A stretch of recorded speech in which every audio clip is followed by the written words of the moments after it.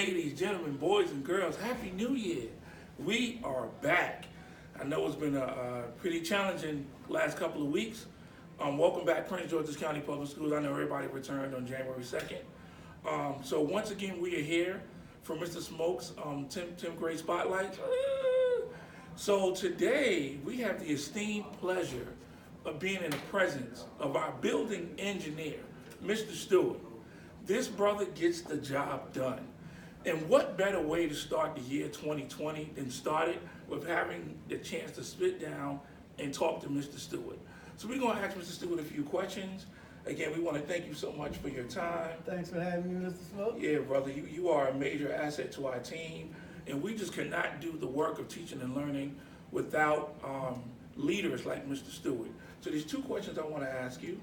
And the first one is, so as a building engineer, what advice could you give to building engineers that work in other high schools with regards to completing the challenging task that you face on a daily basis? Well, the first thing is communication.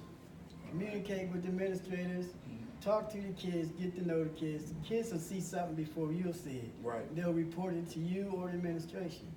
And they'll just go ahead and do that task, and just remember, there's no such thing as no in your vocabulary. Get up and do it. If you can't fix it, then you go outside and get it. And then when the people come out, when the maintenance come outside, come in your building and fix it. Okay.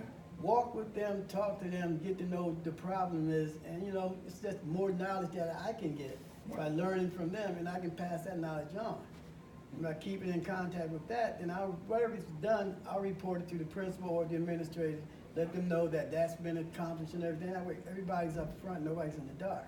Right. Great. I really appreciate that. And it's funny, certain things, words I just heard you use, because that's going to slide into the next question. So the next thing we would like to know is, what advice could you give principals, assistant principals, school leaders, teachers, with regards to working together and just addressing the needs that a school would have on a regular basis? My advice is keep everybody abreast of everything.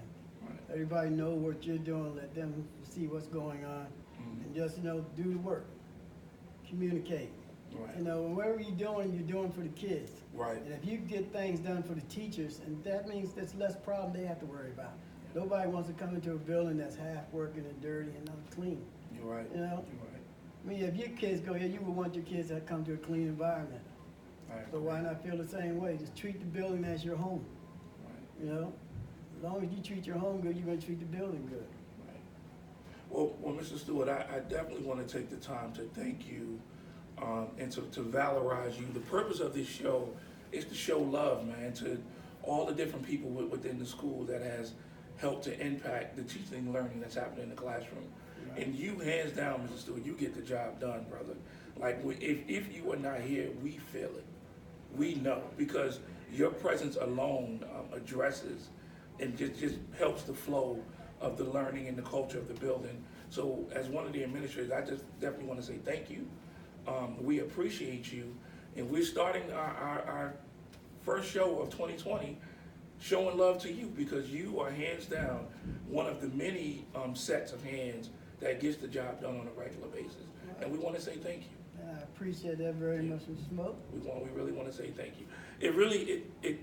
This meeting is causing me to think about a issue we had. We had a new teacher. Unfortunately, she started in the middle of the year, and her classroom was just a mess.